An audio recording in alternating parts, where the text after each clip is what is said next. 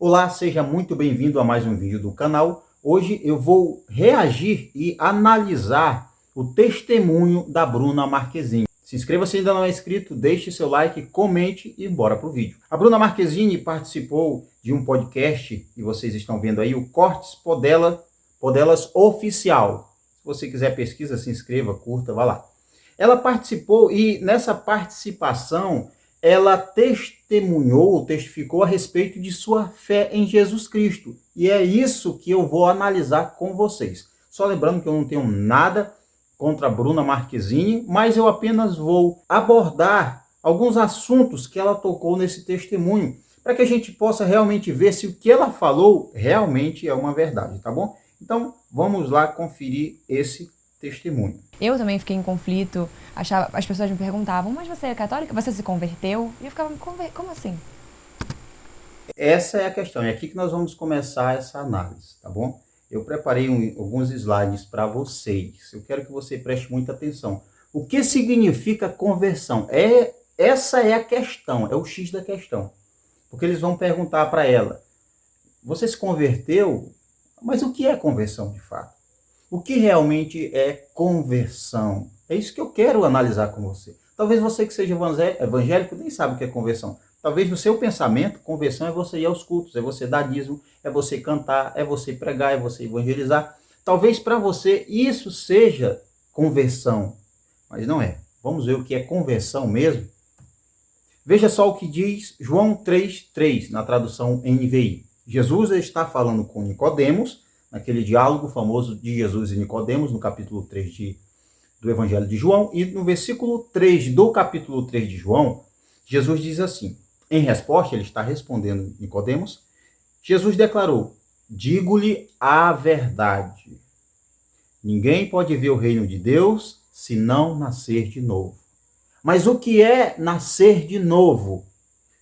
Nós podemos compreender que Jesus está falando de nascer uma outra vez. E Nicodemos fica até em dúvida, como poderá um homem nascer de novo, se ele já nasceu? Essa é a dúvida de muita gente, talvez. Pelo menos era de Nicodemos. O apóstolo Paulo, escrevendo em 2 Coríntios, capítulo 5, versículo 17, NVI é a tradução que eu estou usando, ele diz assim, portanto, se alguém está em Cristo, é nova criação, ou nova criatura em outras traduções. As coisas antigas já passaram, eis que surgiram coisas novas. Ou eis que tudo se fez novo.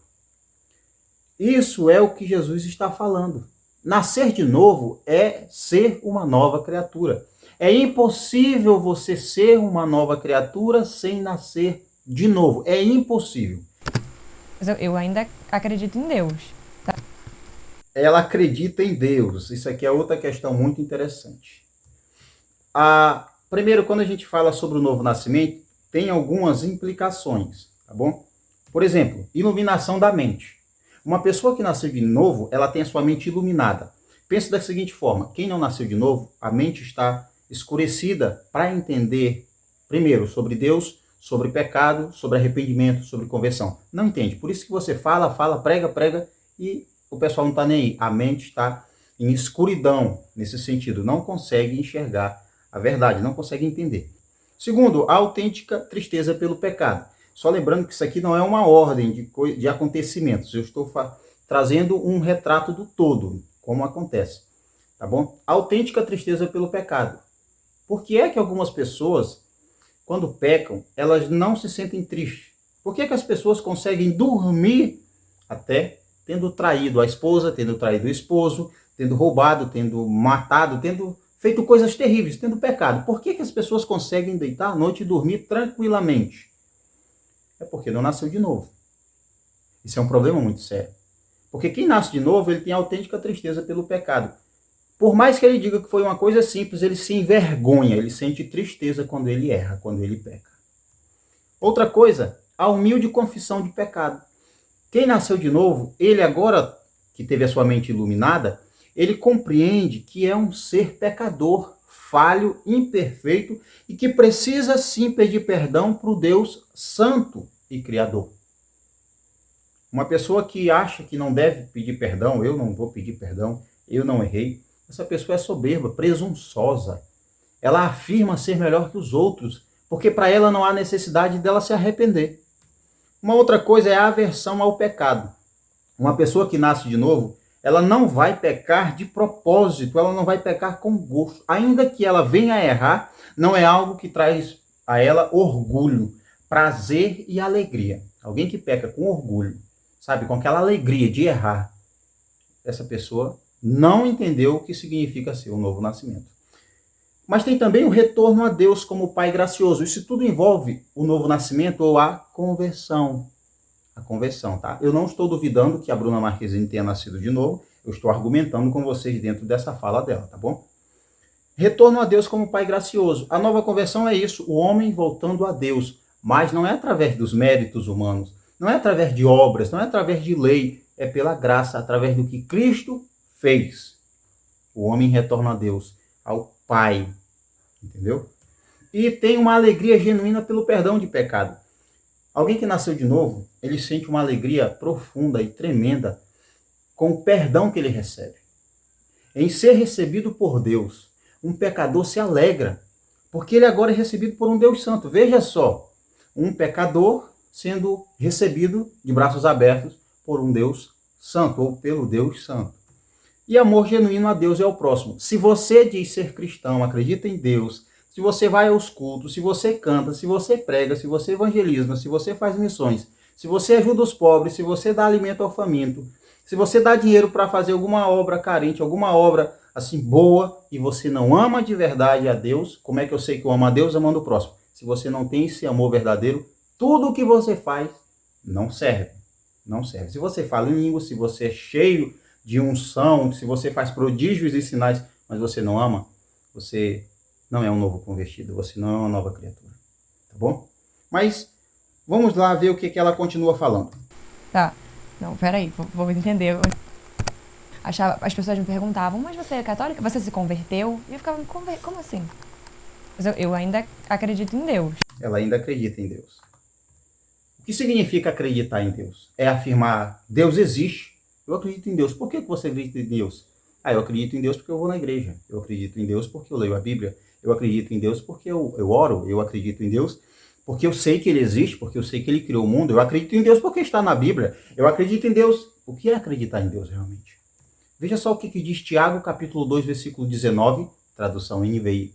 Diz assim, você crê que existe um só Deus? Muito bem. Até mesmo os demônios creem e tremem. Então, se você pensa que você é uma pessoa melhor pelo fato de você dizer eu acredito em Deus, você apenas tem a mesma fé dos demônios. Os demônios acreditam em Deus. E não só acreditam, como tremem. Então, somente dizer eu acredito em Deus não quer dizer absolutamente nada. Tá. Não, peraí, vou entender onde é que vocês estão querendo chegar. Então tinha uma pressãozinha também de você é católica ou você é evangélica? Uhum. E até que eu comecei a ficar confortável com o fato de ser cristã. Bom.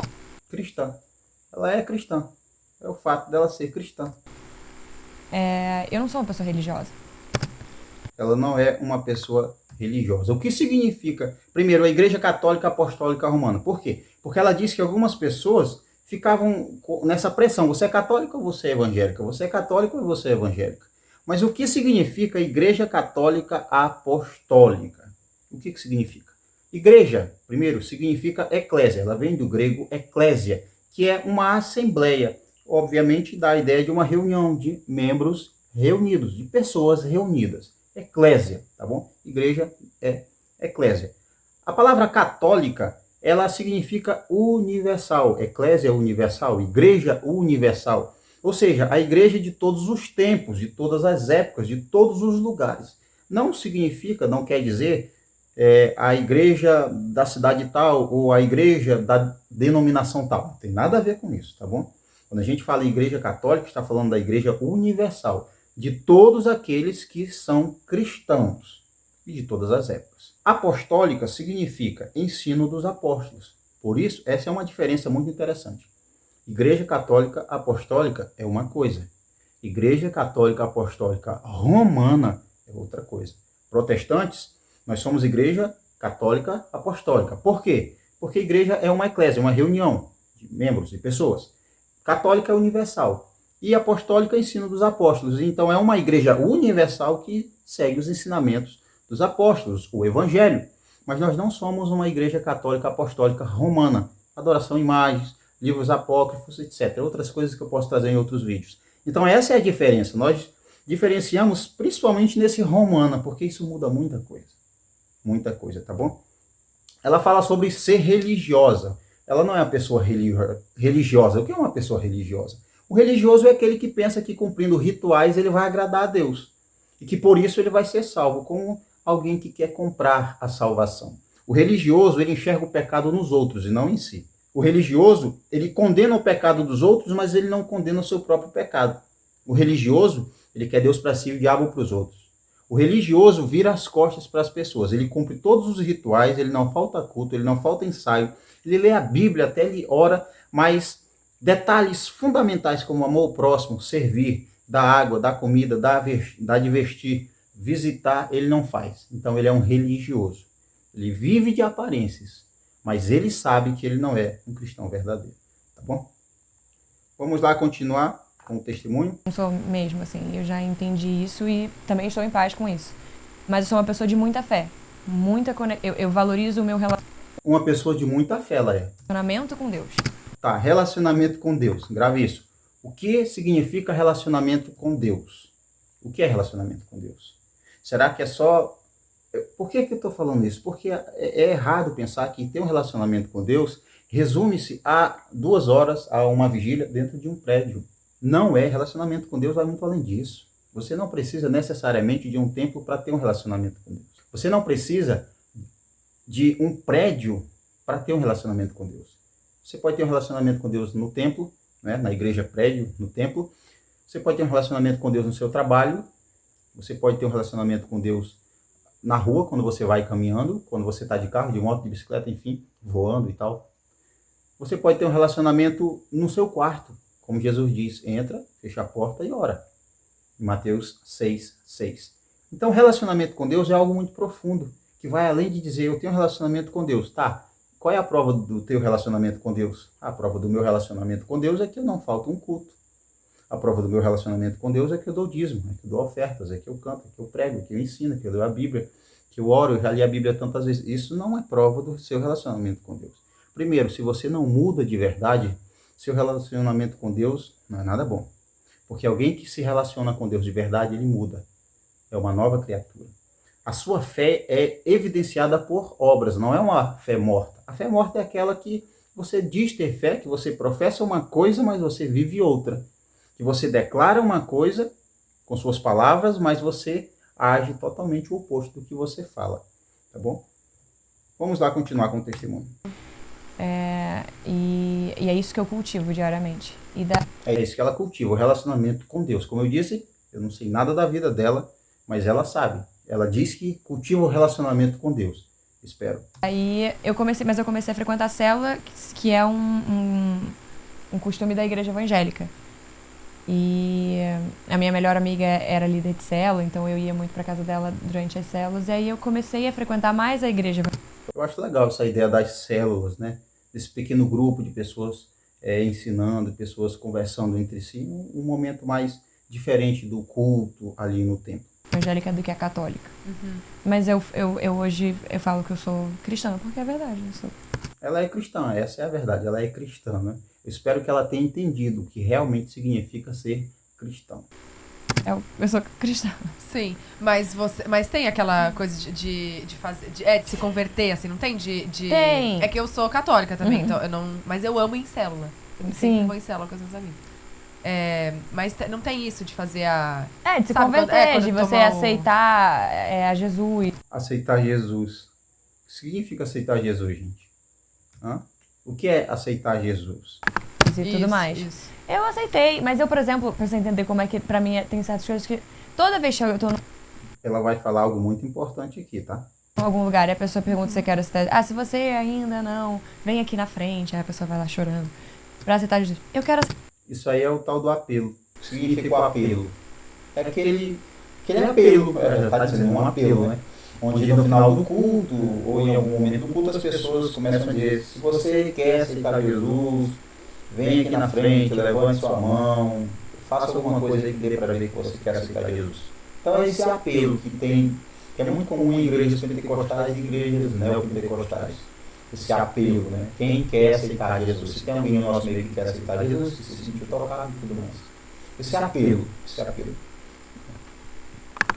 Aceitar todas as vezes. Eu já aceitei mais de uma vez, por exemplo. Aí a pessoa fala... Aceitar Jesus várias vezes. Para quê? Para quê? Se você nasceu de novo, se você realmente é filho de Deus, você não precisa aceitar Jesus várias vezes. Para quê? Quer dizer que quando você errou, você deixou de ser filho de Deus? É claro que não. João 1,12 diz assim: mas a todos quantos os receberam, no versículo 11 ele diz: veio para os seus e seus negaram. No versículo 12 do capítulo 1 ele diz: mas todos os que receberam, todo aquele que recebeu, que creu, ele diz: todos que o receberam, a saber, que creram no seu nome, receberam o direito de serem feitos filhos de Deus. Então, se você é filho de Deus, você é filho de Deus. Você não deixou de ser filho de Deus porque errou. É claro que isso não é desculpa para você viver errando. Não entenda isso, é totalmente diferente. Não é porque você é filho de Deus que você vive. Até porque quem é filho de Deus de verdade não vive errando, não vive escravo do pecado. Nossa, ela deve ter se desviado. Não, é porque eu só acho muito legal. Eu gosto muito de Jesus, ele é maneiraço. Ela gosta muito de Jesus. Jesus é maneiraço. O fã-clube dele que às vezes estraga. O fã-clube de Jesus é que estraga. Primeiro, você tem que diferenciar quem é igreja de verdade e quem não é. Tem muita gente dentro das igrejas, dos templos, que diz ser cristão verdadeiro, mas não é. Envergonha o nome de Deus, de Jesus, envergonha a Bíblia, mente um para o outro, faz todo tipo de coisa ruim. E essa pessoa tem a cara de pau de dizer que é cristão de verdade. Não é. Mas ele em si, ele é legal. A fanbase é que às vezes é uma bosta. Que fã-clube? A quem você está se referindo? A igreja ou aqueles picaretas? Se é aqueles picaretas, você está certa. Esse tipo de cristão falso, até porque só existe um tipo de cristão verdadeiro. Se não é cristão verdadeiro, não é cristão. Mas aqueles falsos que brincam, realmente eles envergonham. Eles envergonham. Mas ele, pô, o cara é genial, entendeu? Então toda vez que falo, quer aceitar Jesus, eu falo, quero, vou lá de novo, óbvio. Bom, essa é a prova que ela não entendeu o que significa aceitar Jesus, o que significa ser filho de Deus, o que significa um novo nascimento. Não estou dizendo que ela não seja uma nova criatura. Faz muito tempo que eu nem sei de nada que acontece na vida dela e também não ando buscando. Eu apenas estava navegando e encontrei esse testemunho. Vi lá, Bruna Marquezine fala sobre fé e religião, e sempre que há esses assuntos, eu clico para assistir, para ver o que se trata. Por isso eu acabei trazendo aqui para vocês e analisei aqui junto com vocês os argumentos de Bruna Marquezine nesse seu testemunho, onde ela afirma que ela é cristã.